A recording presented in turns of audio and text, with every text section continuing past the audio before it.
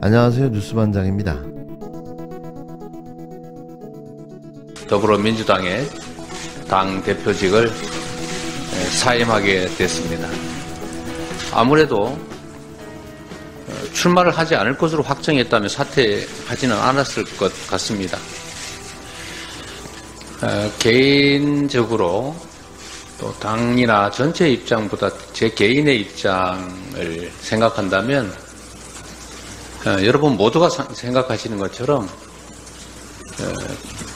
지금 상태로 임기를 그대로 마치는 게 가장 유리할 겁니다. 그 점에 대해 객관적으로 상황이 그렇다는 점에 대해서 누구도 부인하지 않을 겁니다. 얼마 전까지만 해도 연임 얘기를 할 때는 저도 사실 웃어넘겼는데 저도 상황이 결국은 웃어넘길 수 없는 상황으로 전개됐던 측면들이 있는 것 같습니다. 이런 점들을 다 종합해서 국민의 입장에서 대한민국 정치에 어떤 게 더 바람직한지를 우선해서 개인적 입지보다는 전체를 생각해서 결정해야 된다는 생각이 들었습니다. 더불어민주당 이재명 대표가 전당대회를 앞두고 24일 당대표직에서 사퇴했습니다. 더불어민주당 지도부 회의가 끝난 뒤 입장 발표를 자청한 이재명 대표가 대표직 사퇴를 선언했는데요. 얼마 전까지만 해도 연임 이야기를 할 때는 웃어넘겼지만 상황이 결국에는 웃어넘길 수 없는 상황이 됐다며 대한민국 정치에 어떤 게 바람직한지 개인적 입지보다 전체를 생각하겠다며 사실상 당대표 연임 도전을 공식화했습니다. 새 당대표를 뽑는 8월 전당대회에 출마하려면 다음 달 초로 예정되어 있는 후보자 등록 전 모든 당직을 사퇴해야 하는데요. 민주당은 이전 대표가 다시 당대표가 돼도 대선에 출마할 수 있도록 당원을 이미 고쳤습니다. 총선 압승으로 당을 장악한 이전 대표가 연임과 대선 도전으로 이어지는 수순을 밟고 있는 셈인데요. 이건 너무나도 당연한 수순입니다. 이재명이 답이기 때문인데요. 그래서 이게 가능한 거죠.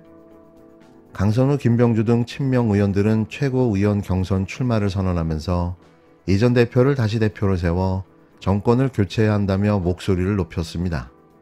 사퇴 반나절도 안 돼 다시 이재명이라는 말이 나올 정도로 민주당은 이재명 전 대표의 연임을 기정사실화하고 있는데요. 어떤 누구도 부정할 수 없는 원탑 사령관, 그가 대통령인 나라에서 한번 살아보고 싶습니다. 임계점이라는 물리학 용어가 있습니다. 물질 구조와 성질이 다른 상태로 바뀔 때의 온도와 압력을 말합니다. 물이 부글부글 끓다가 어느 순간 기체가 되는 순간 말입니다. 저는 요즘 우리 사회에 어떤 임계점이 다가오지 않나 하는 생각이 듭니다.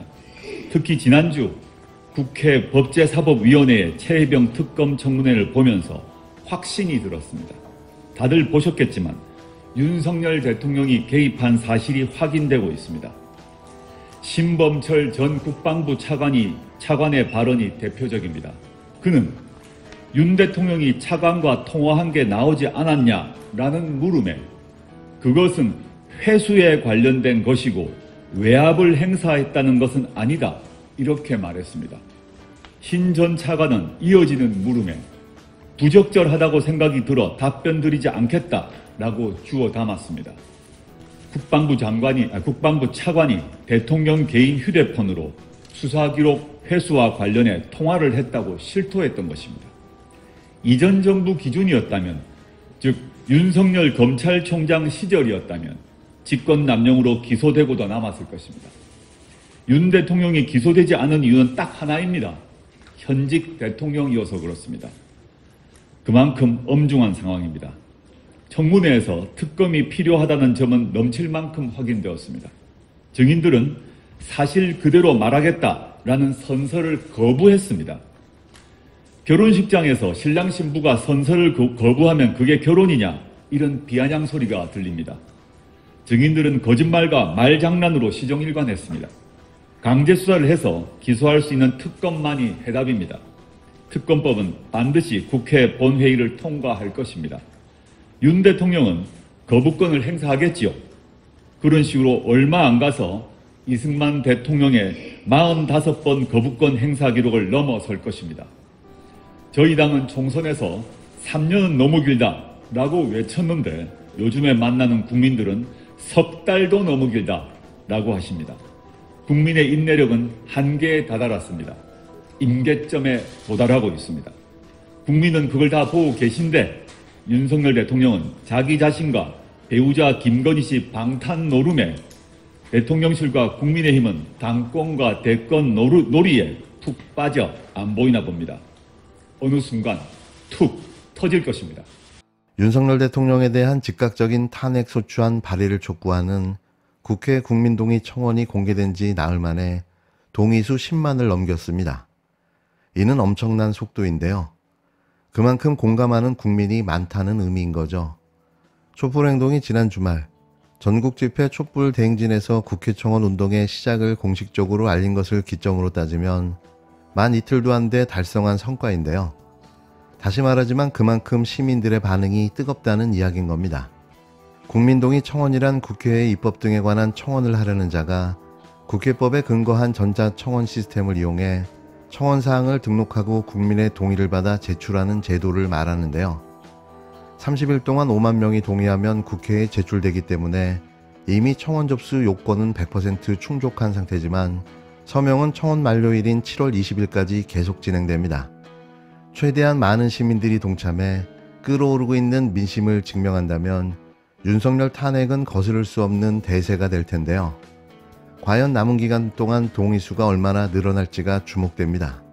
25일 국회 국민동의 청원 홈페이지에 따르면 윤석열 대통령 탄핵소추안 즉각발의 요청에 관한 청원은 이날 새벽 5시 현재 14만 8,500여 명을 기록하고 있는데요. 촛불행동 측은 이 청원을 지난 16일 등록했습니다. 하루 만에 공개 요건인 100명 찬성이 이루어졌고 국회 측 검토를 거쳐 20일부터 공개됐는데요. 청원서 공개부터 30일 뒤인 다음 달 20일에 종료되기 때문에 동의에 참여할 수 있는 기간은 아직 26일이나 남아 있습니다. 기간이 종료되면 이 청원은 소관 상임위원회인 국회법제사법위원회에 회부될 전망인데요. 법사위는 청원심사 소위원회의 심사를 거쳐 청원을 본회의에 부의하거나 폐기하게 됩니다. 청원인 권모 씨는 청원 취지에서 윤석열 대통령 취임 이후 대한민국은 총체적 위기에 처해 있다며 경제안보, 외교, 민생, 민주 등 대한민국의 모든 분야가 총파산하고 있다. 국민안전, 국가이익 수호라는 헌법 정신을 부정하는 윤석열의 탄핵 사유는 차고 넘친다고 밝혔는데요. 이어 총선에서 민심의 준엄한 심판을 받은 윤석열은 국정기조를 전환할 의지가 없다. 대한민국을 위기로 몰아넣고 반성할 줄 모르는 윤석열을 더 두고 볼 수 없다면서 심판은 끝났다. 22대 국회는 윤석열 탄핵 소추안을 즉각 발의해야 한다고 주장했습니다. 청원인이 제기한 윤 대통령 탄핵의 대표적 사유 5가지는 다음과 같은데요. 첫 번째, 해병대 박정훈 수사단장에 대한 외압 행사, 군사법원법 위반. 두 번째, 명품 뇌물수수, 주가 조작, 서울 양평 고속도로 노선 조작, 윤석열 김건희 일가의 부정비리와 국정농단. 세 번째, 전쟁 위기 조장, 대통령의 평화통일 의무를 규정한 헌법 위반. 네 번째, 일본 강제징용에 대한 제3자 변제, 친일해법 강행, 대법원 판결 부정. 다섯 번째, 후쿠시마 핵폐수 해양 투기 방조, 국가와 국민의 생명안전권 침해 등을 사유로 들었습니다. 다만 청원이 성립된다고 해도 반드시 국회 입법으로 이어지는 건 아닌데요. 이 부분이 가장 아쉬운 대목입니다. 소관 상임위가 심사를 안 하거나 본회의에 상정을 안 하거나 본회의 표결에서 부결돼 폐기될 수도 있는데요. 그러나 청원동의 규모가 크다면 그만큼 국민 여론을 반영한 것이 돼 정치권도 압박을 느낄 수밖에 없습니다. 특히 22대 국회는 초유의 여소야대 구도인데요. 법사위를 야당이 장악하고 있어 이번 최상병 특검법 입법 청문회에서 본 것과 같은 놀라운 정치 효능감이 발휘될 수도 있는 거죠. 국정농단 박근혜도 촛불로 탄핵한 국민들입니다. 저런 무도하고 무지하며 무능력하고 무책임한 윤석열 하나 탄핵시키는 게 일이겠습니까? 전 가능하다고 보는데요. 관련해 탄핵 청원 링크를 아래에 게시해 놓겠습니다. 꽃같이 참여하셔서 얼마나 많은 국민들이 윤 대통령의 탄핵을 원하는지를 눈으로 보여줬으면 하는데요. 한 100만 명쯤 탄핵 청원에 동참해 주셨으면 좋겠습니다.